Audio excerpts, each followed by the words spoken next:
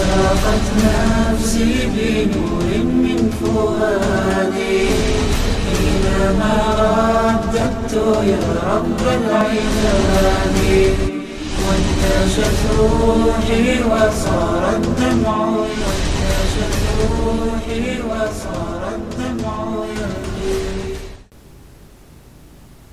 السلام علیکم ورحمۃ اللہ وبرکاتہ.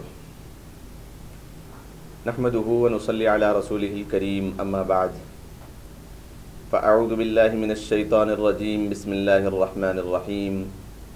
وانتم الاعلون ان كنتم مؤمنين. صدق اللہ العظیم. محترم مشاہدین عظام، ناظرین کرام، سٹی انڈیا ٹی وی کے پروگرام پیغام دین میں آپ سب کا استقبال ہے.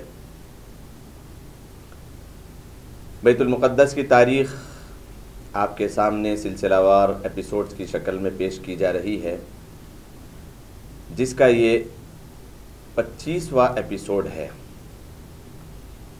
محترم ناظرین کرام، اب تک جو آپ کے سامنے بیت المقدس کی تاریخ بیان کی گئی اور جو اس کے احوال اور جو اس کے زوال اور اس کے تاریخی مناظر جو آپ کے سامنے پیش کیے گئے، عروج زوال کی داستانیں اور واقعات جو آپ کے سامنے رکھے گئے، اب انشاءاللہ آپ کے سامنے بیت المقدس بلکہ مسلمانوں کا جو زوال ہوا اور اسلامی حکومتیں اللہ کے رسول صلی اللہ علیہ وسلم اور خلفائے راشدین اور بنو عباس اور اموی خلافت کے بعد جو اسلام کی سلطنت اور مسلمانان نظام کا جو زوال ہوا وہ کس وجہ سے ہوا، اور اس زوال کو ختم کرنے اور اس عروج کو حاصل کرنے کے لیے کیا راہیں ہموار ہو سکتی ہیں اور ان کے لیے ہمیں کیا کوشش کرنا پڑے گا، اور وہ کون سی چیزیں تھیں جس نے اسلام کے آنے کے بعد، بیت المقدس کی فتح یابی کے بعد اور پھر بہت سارے عروج کے بعد وہ کون سی چیزیں تھیں جس نے اسلام کو زوال پر پذیر ہونے پر مجبور کیا اور اسلام زوال پر پذیر ہوا، اور اس کی سلطنتیں اور اس کی حکومتیں اور اس کی خلافتیں اور اس کا رعب اور دبدبہ یہ کیسے کمزور پڑتا گیا، اس کی کیا وجوہات تھی. انشاءاللہ اب آپ کے سامنے وہ چیزیں بیان کی جائے گی. پھر فلسطین اور بیت المقدس کو حاصل کرنے کے لیے خلافت عباسیہ اور خلافت امویہ کے بعد جو صلاح الدین ایوبی کی یلغاریں تھیں اور نور الدین زنگی کی جو محنتیں تھیں اور مرزا غالب کی جو کاوشیں تھیں وہ کس انداز کی تھی، وہ کیا عقیدوں کے ساتھ اور کن فکری یلغاروں کے ساتھ وہ میدان میں اترے تھے، انشاءاللہ آپ کے سامنے یہ بیان کیا جائے گا. سب سے پہلی چیز بقائے امت کا جو راز ہے وہ ہے اپنے عقیدے پر ثابت قدمی. ہاں محترم ناظرین کرام، اپنے عقیدے پر ثابت قدمی یہ بقائے امت کا بہت ہی زیادہ بڑا راز ہے. کسی بھی امت کا سب سے اہم ترین اور ترجیحی اور اولیت کا حامل جو مسئلہ ہے اس کا اپنا تشخص ہوتا ہے، جس کی جانب قرآن کریم نے بھی اشارہ کیا ہے اور جس کو میں نے خطبے سے پہلے آپ کے خطبے میں تلاوت کی. قرآن کریم فرماتا ہے وَأَنْتُمُ الْأَعْلَوْنَ إِن كُنْتُم مُؤْمِنِينَ. اے مسلمانوں، تم ہی سربلند رہو گے اور تم ہی عروج پر رہو گے اور تمہارے لیے کامیابی تمہارے قدم چومے گی، بشرطے کہ تم صفت ایمان سے متصف ہو، تم مسلمان ہو، اللہ تبارک و تعالیٰ کے فرما بردار ہو، اللہ کے رسول صلی اللہ علیہ وسلم کی اطاعت کرنے والے ہو اور اپنی تاریخ سے بہت زیادہ باخبر ہو. سربلندی اسی وقت انسان کے ساتھ ہو سکتی ہے جبکہ وہ اپنے ساتھ ایمان کی صفت سے متصف رہے۔ مسئلہ فلسطین جو آپ کے سامنے بیان کیا جا رہا ہے، اس کا تعلق بھی ہمارے عقیدے سے ہے۔ اس کو حاصل کرنے کے لیے ہمارے عقیدے، ہمارے عقائد یہ بہت زیادہ ہمیں کام آنے والے ہیں۔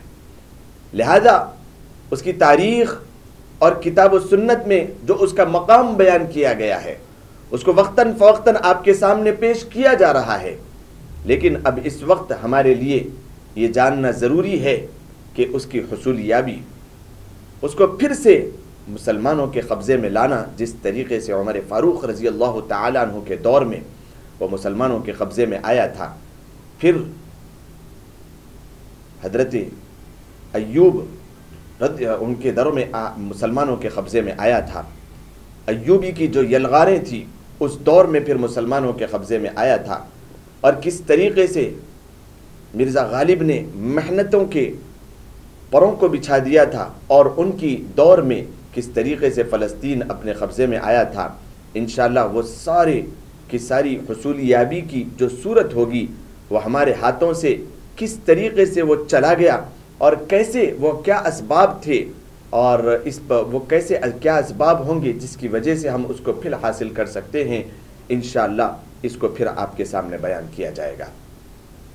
فکری و اصلاحی جنگ کے اثرات کیا ہوتے ہیں؟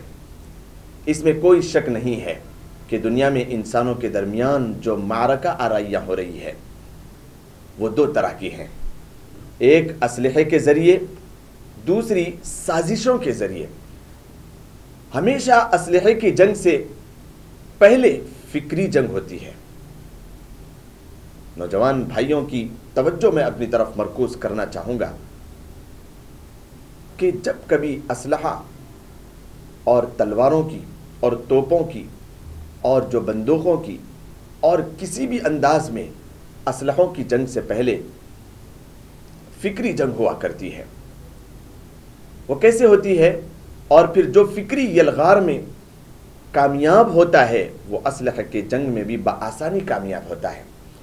پوری انسانی تاریخ اس بات پر گواہ ہے، جس پر تفصیل سے روشنی ڈالنے کا ابھی وقت نہیں ہے کہ کس طریقے سے اسلحوں کے ذریعے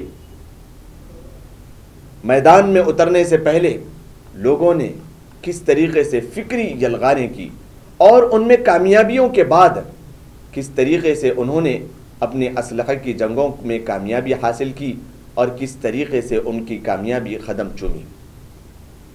مسلمانوں کے عروج کے لیے ایمان میں پختگی بھی ضروری ہے۔ اس کا ایمان والا ہونا، قرآن کریم اسی کو تو ارشاد فرماتا ہے، ان اللہ لا یغیر ما بقوم حتی یغیروا ما بانفسہم، کہ اللہ تبارک و تعالی اس وقت تک کسی قوم کی حالت کو نہیں بدلے گا جب تک کہ خود قوم اپنی حالت کو نہ بدلے۔ آج مسلمانوں کا زوال اس پر نہیں ہے کہ بہت سارے ملک اس کے دشمن ہیں اور بہت سارے لوگ اس کے دشمن ہیں، یہ نہیں ہے، بلکہ مسلمانوں کی زوال اور مسلمانوں کا زوال پذیر ہونا، اور آج مسلمانوں کو ذلیل سمجھا جانا، اور ان پر طرح طرح کی آزمائشوں کا آنا، اور اس طریقے سے کئی طرح کے آزمائشوں کے دروازوں کا ان پر کھل جانا، یہ خاص طور پر اس وجہ سے ہے کہ مسلمان خود آج مسلمان نہیں ہے۔ تو مسلمانوں کو فلسطین اور بیت المقدس کے حاصل کرنے، اور بیت المقدس کی ان تاریخ کو اپنے ذہنوں میں رکھنے، اور اس میں اپنے آپ کو کامیاب کرنے، اور ان رعب اور دبدبوں کو حاصل کرنے، اور جو عروج تھا مسلمانوں کا جو آسمانوں تک پہنچتا تھا، اس کو پھر سے حاصل کرنے کے لیے خاص طور پر ضرورت اس بات کی ہے کہ وہ اپنے ایمان میں پختگی پیدا کرے۔ علماء راسخین کی بڑی جماعت کا رجحان اس جانب ہے کہ مسلمانوں کے لیے نصرت الہی کا مدار قوت ایمانی پر ہے۔ اسی لیے اگر قرآن کریم کی آیتوں پر غور کیا جائے تو معلوم ہوتا ہے کہ اللہ تبارک و تعالی نے اپنی مدد کو ایمان حقیقی ساتھ مشروط فرمایا ہے، اور اللہ تبارک و تعالی نے ارشاد فرمایا وَأَنْتُمُ الْأَعْلَوْنَ إِن كُنْتُم مُؤْمِنِينَ، کہ تم ہی سربلند رہو گے بشرطے کہ تم مؤمن رہو۔ تو معلوم ہوا کہ سربلندی کے لیے ایمان شرط ہے، کامیابی کے لیے ایمان شرط ہے، فتح یابی کے لیے ایمان شرط ہے۔ اور ایمان کہتے ہیں اسلامی عقیدے کا مضبوطی کے ساتھ دل میں جم جانا، جیسا کہ اللہ تبارک و تعالی نے قرآن کریم میں ارشاد فرمایا قالت الاعراب آمنا قل لم تؤمنوا ولكن قولوا اسلمنا۔ قرآن کیا فرماتا ہے ان اعرابیوں کے بارے میں، ان دیہاتیوں کے بارے میں؟ یہ دیہاتی کہتے ہیں کہ ہم ایمان لے آئے، ان سے کہو کہ تم ایمان تو صحیح نہیں لائے، البتہ یہ کہو کہ ہم نے ہتھیار ڈال دیے ہیں، ہم مسلمان ہو گئے، ہتھیار ہم نے ڈال دیے ہیں اور ایمان ابھی تمہارے دلوں میں داخل نہیں ہوا ہے۔ دیہات کے کچھ لوگ دل سے ایمان لائے بغیر ظاہری طور پر کلمہ پڑھ کر اپنے آپ کو مسلمان ظاہر کر رہے تھے، جس کا مقصد مسلمان جیسے حقوق حاصل کرنا تھا۔ مدینہ منورہ میں آ کر انہوں نے راستوں پر گندگی بھی پھیلائی تھی۔ ان آیات میں ان کی حقیقت واضح فرمائی گئی اور یہ واضح کر دیا گیا کہ یہ سچا مسلمان ہونے کے لیے صرف کلمہ پڑھ لینا کافی نہیں ہے۔ ایک سچا پکا مسلمان ہونے کے لیے صرف کلمہ پڑھ لینا کافی نہیں ہے، بلکہ دل سے اسلامی عقائد کو اپنا ماننا، اپنے آپ کو اسلامی احکام کا پابند بنانا انسان کے لیے ضروری ہے کہ اس کی ترقی ہو، اس کی کامیابی ہو اور وہ آسمانوں کی سربلندیوں کو چھوئے۔ اسی طرح ایک اور جگہ قرآن کریم نے ارشاد فرمایا، قرآن فرماتا ہے وَكَانَ حَقًّا عَلَيْنَا نَصْرُ الْمُؤْمِنِينَ، کہ مومنین کی نصرت ہم پر فرض کے درجے میں ہے۔ اللہ اکبر کبیرہ، یہاں بھی ایمان کا مطالبہ۔ قرآن کیا فرماتا ہے؟ اللہ کی غیرت کبھی بھی مومن کو تنہا اور اکیلا نہیں چھوڑتی۔ اللہ تبارک و تعالی کا فرمان ہے وَمَا كَانَ اللَّهُ لِيَذَرَ الْمُؤْمِنِينَ عَلَى مَا أَنْتُمْ عَلَيْهِ، کہ اس کے علاوہ وہ بھی متعدد مقامات پر نصرت، عزت اور شوکت کے حصول کے لیے اور کامیابی اور سربلندی کے حصول کے لیے سب سے پہلی شرط اگر کوئی لگائی گئی ہے وہ ہے ایمان کا مضبوط ہونا۔ مثلا قرآن کریم اور جگہ ارشاد فرماتا ہے وَإِنَّ اللَّهَ مَعَ الْمُؤْمِنِينَ، اور قرآن کریم فرماتا ہے وَلَن يَجْعَلَ اللَّهُ لِلْكَافِرِينَ عَلَى الْمُؤْمِنِينَ سَبِيلًا، کہ کافر کبھی بھی مومنوں پر غلبہ حاصل نہیں کر سکتے۔ یہ آیتوں میں کیا قرآن کریم فرماتا ہے کہ کافر مومن پر غلبہ حاصل نہیں کر سکتے۔ اب آج کا مسلمان اگر یہ سوچ بیٹھے، اگر یہ اپنے تہی وہ عزم مصمم کر لے کہ میں سچا پکا مسلمان بنوں گا اور میں مومن بنوں گا، تو اللہ تبارک و تعالی ان کے ایمان کی وجہ سے کبھی بھی کسی کافر کو مسلمانوں پر اور ایمان والوں پر راستہ نہیں دیتے اور وہ کبھی بھی غالب نہیں آ سکتے۔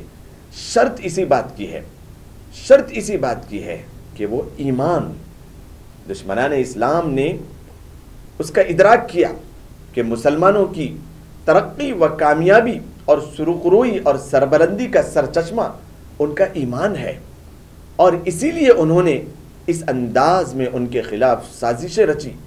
چند اعدائے اسلام کو کہ مقولے اس سلسلے میں پیش خدمت ہے، انہوں نے کس طریقے سے کیسی سازشیں کی جس کے نرغے میں مسلمان اپنے ایمان کو کمزور چلا کرتا جا رہا ہے۔ فرانس کا مشہور بادشاہ جس نے صلیبی جنگوں میں مسلمانوں کے ہاتھوں شکست کھائی تھی، اس نے کیا کہا؟ جاننے سے تعلق رکھتا ہے۔ اس نے کہا، وہ کہتا ہے کہ صرف طاقت، قوت اور بھاری بھرکم ہتھیاروں کے ذریعے مسلمانوں پر کبھی بھی غلبہ حاصل نہیں کیا جا سکتا ہے، یہ ناممکنات میں سے ہے۔ وہ لکھتا ہے کہ یہ ناممکنات میں سے ہے، یہ صرف مشکل نہیں ہے بلکہ یہ ناممکنات میں سے ہے۔ اگر مغربی اقوام چاہتی ہے کہ مسلمانوں پر غالب آ جائے تو اس کے لیے ضروری ہے کہ ہتھیار سے زیادہ اس چیز کی طرف توجہ دے کہ مسلمانوں میں موجود داخلی اور روحانی طاقت جو بصورت ایمان ان کے قلوب میں جاگزی ہیں، اسے کس طرح کمزور کیا جا سکتا ہے، اسے کس طرح ان کے دلوں سے ختم کیا جا سکتا ہے۔ اگر وہ اس میں کامیاب ہو گئے، وہ خود بخود ان پر غلبہ حاصل کر لیں گے، کیونکہ جب تک مسلمانوں کا عقیدہ مضبوط ہوگا دنیا کی کوئی طاقت ان پر غالب نہیں آ سکتی، اور مسلمان کبھی بھی اپنے اندر ایمان کو برقرار رکھ کے، ایمان کی حلاوت اور اللہ کی ذات پر یقین کو برقرار رکھ کے، وہ کبھی مغلوب نہیں ہو سکتا اور کوئی کافر ان پر غالب نہیں آ سکتا۔ اسی مقولے کی روشنی میں انہوں نے ایک اصول بنایا کہ جب کوئی قوم تم پر غالب ہوتی ہوئی نظر آئے تو اس کے عقیدے اور فکر میں فساد بگاڑ پیدا کر دو، وہ قوم اپنے آپ خود ہی کمزور پڑ جائے گی، اور پھر تم اس قوم پر غالب آ جاؤ گے اور وہ کبھی بھی تم پر غالب نہیں آ سکتی۔ اسی لیے صلیبی جنگوں کے بعد مغرب نے پوری قوت و طاقت، صلیبی جنگیں جو آپ کے سامنے جس کو بیان کیا جانا شروع کیا گیا تھا کہ صلیب یہ نام ہی رکھا گیا، یہ ایک سیہون جو تنظیم شروع کی گئی اور جو جنگیں شروع گئی اور سیہونی جو بہت بڑے معرکے شروع کیے گئے، یہ سارے کے سارے فلسطین اور بیت المقدس سے شروع ہوئے، اور صلیبی جنگیں اور دنیا میں جو وار ہوئے یہ خاص طور پہ اسی کا نتیجہ ہے۔ اور اس سے پہلے جو انہوں نے شروع کیا ایک فکری اور اعتقادی اور ایمانی ایک پروپیگنڈا شروع کیا، جس کے نتیجے میں ایمان اور مسلمانوں سے ان کے عقائد کو ختم کیا جائے اور ان کے ایمان کو کمزور کیا جائے۔ اسی لیے صلیبی جنگوں کے بعد مغرب نے پوری قوت و طاقت، ماسٹر پلاننگ اور تمام تر سریع الاثر دور رسائل کے ساتھ عالم اسلام میں سیکولرزم اور مادی افکار کو ترجیح دی، اور راند کارپوریشن کے جیسے سینکڑوں ادارے اس پر عمل میں مصروف کر دیے گئے۔ نیز ہتھیار سے زیادہ خرچ اسی پر کیا جاتا ہے کہ مغربی افکار کو کس طرح بچوں اور بوڑھوں اور جوانوں اور عورتوں میں عام کیا جائے، اور ان کے اندر یہ ساری چیزوں کو عام کرنے کے بعد کس طریقے سے مسلمانوں کو زوال پذیر کیا جائے، کس طریقے سے ان کی فکری اور اعتقادی اور یقین کو ان کے اندر سے کمزور کیا جائے، اور یہی ان کی اصل کامیابی ہو سکتی تھی۔ انشاءاللہ وقفے کے بعد آپ کے سامنے اس کو اور بیان کیا جائے گا، تب تک کے لیے وقفے کا موقع دیں۔ السلام علیکم ورحمۃ اللہ وبرکاتہ۔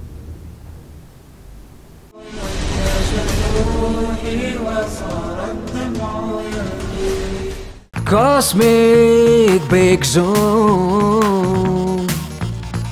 CBZ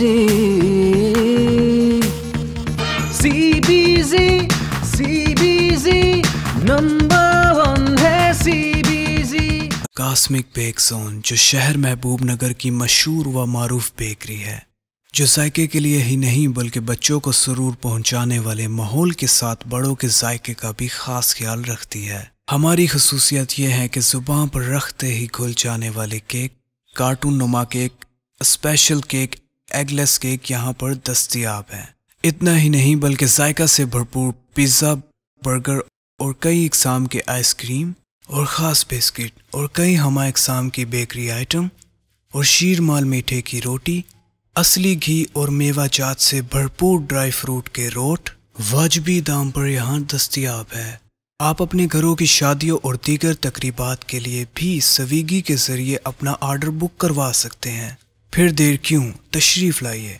کاسمک بیک زون جو ریاست تلنگانہ کی جانب سے نمبر 1 بیکری ایوارڈ کا خطاب لے چکا ہے۔ ہمارا پتہ ہے کاسمک بیک زون نزد HDFC bank government hospital road Mahbubnagar. ایک بار کھانے جو آئے یہاں، بار بار آنے کو چاہے یہاں۔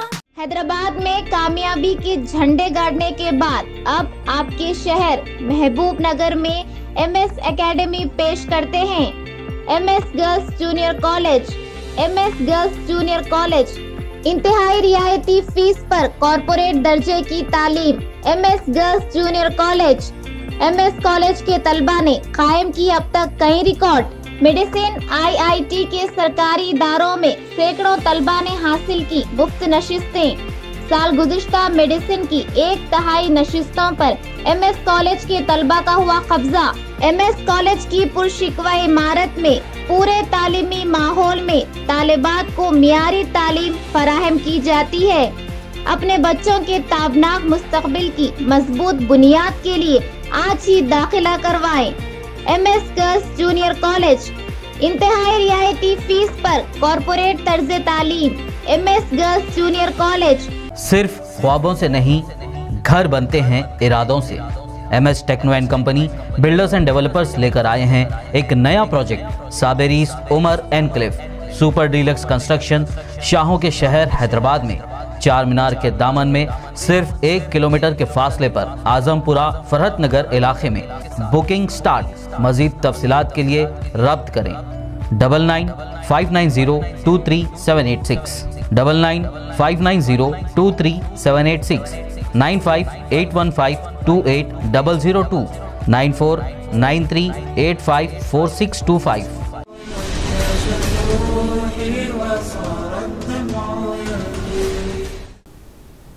अस्सलामु अलैकुम वरहमतुल्लाहि वबरकातुह। मुहतरम नाज़रीन इकराम, वक्फ़े के बाद आप सबका इस्तक़बाल है। वक्फ़े पे जाने से पहले आपके सामने फ़लस्तीन और बैतुल मुक़द्दस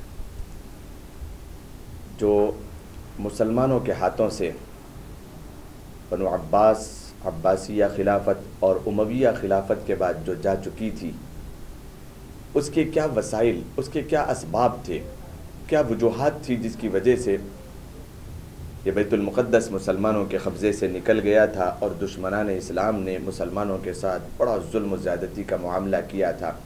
वो क्या वजूहात थी? सलीबी जंगें जब शुरू हुई, उन्होंने कुछ अक़ीदे और कुछ उसूल बनाए अपने, और उन्होंने कुछ बातें की जो आपके सामने वक्फ़े पे जाने से पहले बयान किया गया था। कुछ बातों के बाद उन्होंने एक उसूल बनाया और सारे के सारे फरंगियों ने उस पर अमल दरामद शुरू किया और उन्होंने इस तरीक़े की बात की, एक असल उन्होंने इस तरीक़े की बनाई कि जब कोई कौम तुम पर गालिब होती हुई नज़र आए तो उसके अक़ीदे और फ़िक्र में तुम फसाद और बिगाड़ पैदा कर दो, तो तुम देखोगे कि यकीनन वो कौम अपने आप खुद ही कमज़ोर हो जाएगी और फिर तुम उस पर गालिब आ जाओगे, तुम कामयाब हो जाओगे। इसीलिए सलीबी जंगों के बाद मगरिब ने पूरी क़ुव्वत और ताकत, मास्टर प्लानिंग और तमाम तर सरीउल असर और दूर रस वसाइल के साथ आलम इस्लाम में सेकुलरिज्म और मादी अफकार को तरजीह दी, और रांद कॉरपोरेशन जैसे सैकड़ों इदारे उसी में मसरूफ़ अमल हो गए। नीज़ हथियार से ज़्यादा खर्च इस पर किया जाता रहा कि मगरिबी अफकार को किस तरह बच्चों और बूढ़ों और औरतों और नौजवानों में आम किया जाए और किस तरीक़े से उन्हें अपना बना दिया जाए और किस तरीक़े से अपना असर उनमें डाला जाए।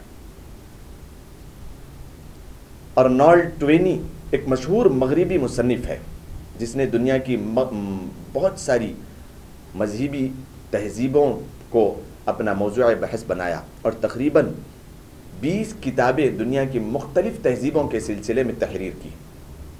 उसने उम्मतों और तहज़ीबों के ज़वाल के असबाब के ज़िमन में लिखा है कि जब कोई कौम अपनी औलाद की दीनी तरबियत से महरूम हो जाती है, दुनिया की फ़ानी लज्जतों की दिलदादा हो जाती है, लज्जत कोशी उसका मकसद हयात बन जाता है और रक़्स व सुरूर, नाच गाने और माल और वक्त को फजूलियात में सर्फ करने लगती है, तो वो खुद ब खुद ज़वाल का शिकार हो जाती है।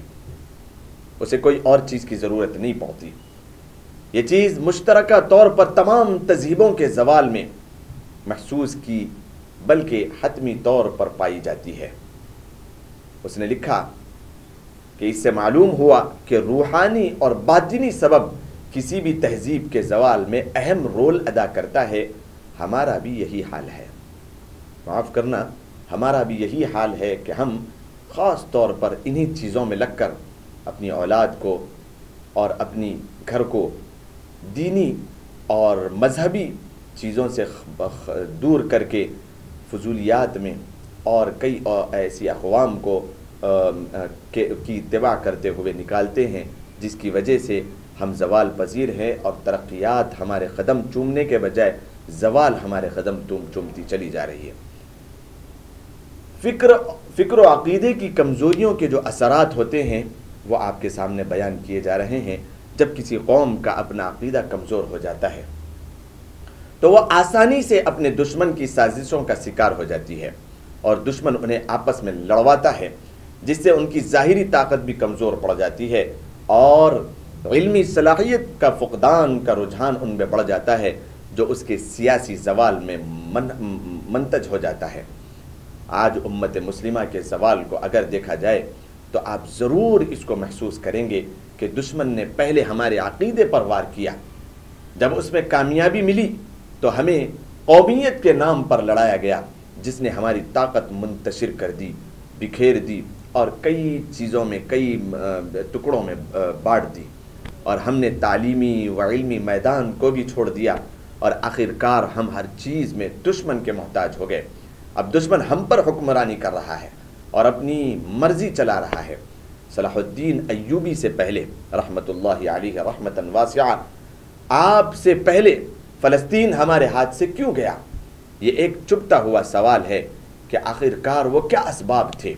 فلسطین کی 5ویں صدی ہجری میں مسلمانوں کے ہاتھ سے جانے کے اسباب، جیسا کہ اس سے پہلے بیان کیا گیا کہ سیاسی زوال سے پہلے فکری و اعتقادی کمزوری آپسی اختلاف کا باعث ہوتی ہے، اور آپسی اختلاف تعلیمی اور علمی کمزوریوں کا سبب بن جاتا ہے، اور تعلیمی اور علمی پسماندگی کا فائدہ دشمن اٹھاتا ہے، اور پھر امت سیاسی زوال سے دوچار ہو جاتی ہے۔ آپ اس کو دیکھیں، آپ تھوڑا سا پہلے 5ویں صدی ہجری میں آپ صلی اللہ علیہ وسلم کے اس دنیا سے پردہ فرما جانے کے 500 سال کے بعد کا اگر بیت المقدس ہو یا پھر پوری دنیا میں مسلمانوں کے سیاسی زوال کی وجوہات پر غور کریں، تو اگر آپ 5ویں صدی ہجری اور 11ویں صدی عیسوی میں 22 شعبان 492 ہجری 15 جولائی 1099 بیت المقدس اور مسجد اقصیٰ کے مسلمانوں کے ہاتھوں سے چلے جانے کے اسباب کا مطالعہ کریں گے تو مذکورہ اسباب کو ہو بہو پائیں گے۔ پہلے مسلمانوں میں شیعہ سنی اختلافات نے شدت اختیار کی، مصر میں فاطمی شیعہ خلافت قائم ہوئی اور عراق میں عباسی خلافت قائم ہوئی۔ پھر مسلمانوں میں قومی اختلاف پیدا ہوئے، ایک طرف عرب، دوسری طرف صلابطہ اور تیسری طرف اتراک، یہاں تک کہ صرف سرزمین شام پر 10 چھوٹی چھوٹی ریاستیں اور بادشاہتیں وجود میں آ گئی، جو یہ تھی مملکت حلب جس پر ملک رضوان بن تنیش حکمرانی تھی، مملکت دمشق اور پھر جس پر الگ قومیت درکار تھی، ریاست انطاکیہ، ریاست بیت المقدس، ریاست شیرز اور ریاست طرابلس، ریاست حمص، سلطنت فارس اور سلطنت صلابطہ، مملکت خراساں۔ ان 10 چھوٹی چھوٹی ریاستوں کے علاوہ بڑی بڑی خلافتیں عالم اسلام میں قائم تھی۔ خلافت عباسیہ عراق اور اس کے گرد و نواح میں، خلافت فاطمیہ قاہرہ اور اس کے اطراف میں، اور ان میں سے ہر ایک دوسرے کے خلاف برسر پیکار تھا۔ موقع کو غنیمت جان کر یورپی اقوام نے اپنا اتحاد قائم کیا اور عالم اسلام کی طرف 1097 میں قدم بڑھانا شروع کیا، اور مشکل سے صرف 2 سال کے کم عرصے میں وہ فلسطین اور مسجد اقصیٰ پر قابض ہو گئے، اور ظلم کے وہ پہاڑ توڑے جس کو بیان کرنے سے بھی بدن تو کیا روح بھی کانپ اٹھتی ہے۔ آج دنیا میں انسانی فقدان اور ظالموں کے آباد و اجداد کا کردار بھی ہمیشہ سفاکانہ، قاتلانہ اور جابرانہ رہا ہے۔ اقوام یورپ کے بے پناہ مظالم مورخین نے لکھا ہے کہ ان ظالم مغربی اقوام نے فلسطین میں موجود تمام لوگوں کو قتل کر دیا، یہاں تک کہ فتح کے نشے میں دھت ظالموں نے ان لوگوں کو بھی نہیں بخشا جو مسجد اقصیٰ میں پناہ لیے ہوئے تھے، جن کی تعداد کم از کم 10,000 بتلائی جاتی ہے۔ نہ کسی بچے کو بخشا، نہ کسی عورت کو اور نہ کسی معذور کو۔ ایک انگریز مورخ جس کا نام فوشیادی شاطر لکھا ہے، جو خود حملے میں شریک تھا، کہ جہاں بھی قدم گرتا خون سے لت پت ہو جاتا تھا، بلکہ نصف ساق تک خون ہوتا تھا۔ امام ابن اثیر نے رحمۃ اللہ علیہ نے لکھا ہے کہ مقتولین کی تعداد کم از کم 70,000 سے متجاوز تھی، جن میں 10,000 علماء و فقہا تھے۔ اس طریقے سے مظلوم ظالموں نے اس طریقے سے مسلمانوں کے اوپر ظلم و زیادتی کی، اور کس طریقے سے صلیبی کمزور ہونے کے باوجود بیت المقدس پر قابض کیسے ہوئے، انہوں نے کیسے قبضہ کیا۔ القدس الشریف کے مصنف الدکتور یوسف حسن غفر لہ نے مسلمان مورخین کے حوالے سے ایک عجیب امر کا انکشاف کیا ہے، خاص طور پر مشہور اور معتبر مورخ تعبیری الرومی نے کے حوالے سے، کہ تعجب خیز بات تو یہ ہے کہ مغربی اقوام جب قدس پر قبضہ کرنے کے لیے نکلی تو ہر اعتبار سے بالکل کمزور تھی، یہاں تک کہ ان کے پاس خوراک تک ڈھنگ کی نہیں تھی، کہ ان کے فوجیوں کا بھوک سے برا حال ہوتا تھا، بلکہ بعض مرتبہ انہیں مردار کھانے پڑ جاتے تھے، اور کی نوبت تک آئی۔ اور زیادہ تعجب کی بات یہ ہے کہ مسلمان عسکری اور فوجی اعتبار سے مضبوط تھے، مگر اپنی طاقت کا استعمال بجائے دشمن کے خلاف استعمال ہونے کے خود اپنی ریاست کو بچانے اور بڑھانے میں کرتے تھے، اور اس کے لیے اپنے کٹر دشمن حریف تک کی مدد بھی کر رہے تھے، تاکہ اپنے مد مقابل مسلمان کو کمزور کیا جائے۔ اس طریقے سے مملکت فاطمیہ کا گھناؤنا کردار مورخین نے اور تاریخ نگاروں نے اور ہسٹری کے لکھنے والوں نے یہاں تک دعویٰ کیا کہ خلافت فاطمیہ اتنی مضبوط تھی کہ وہ پہلے ہی حملے میں صلیبوں کو شکست فاش دے سکتی تھی، مگر ایسا نہیں ہوا۔ صرف اتنے ہی پر بس نہیں، فاطمیوں نے سلجوقیوں کی شکست پر نصارہ کو مبارکباد دی۔ لا حول ولا قوت الا باللہ، یہی صورتحال تھی۔ دیگر بادشاہوں نے کہ وہ بڑی بڑی رقم دے کر ان سے معاہدہ کر لیتے تھے۔ اسی طریقے سے 5ویں صدی اور 15ویں صدی ہجری کے مسلمانوں کے سیاسی منظرنامے کی یکسانیت آج کے حالات کا بیت المقدس کے سقوط اول کے ساتھ اگر مقارنہ کریں، اگر ان دونوں کو ملایا جائے تو معلوم ہوگا کہ گویا کاپی پیسٹ ہو رہا ہے، بالکل تاریخ اپنے آپ کو دہرا رہی ہے۔ خود کی بازیابی کیسے ممکن ہوگی، اور اس کے کیا اسباب ہو سکتے ہیں، کہ کیسے پھر ہم فلسطین اور بیت المقدس کو اپنے قبضے میں لے سکتے ہیں، کس طریقے سے وہ کیا اسباب ہوں گے کہ جن کو ہم اپنا کر بیت المقدس کی بازیابی کر سکتے ہیں۔ انشاءاللہ اس کو آئندہ ایپیسوڈ میں آپ کے سامنے بیان کیا جائے گا۔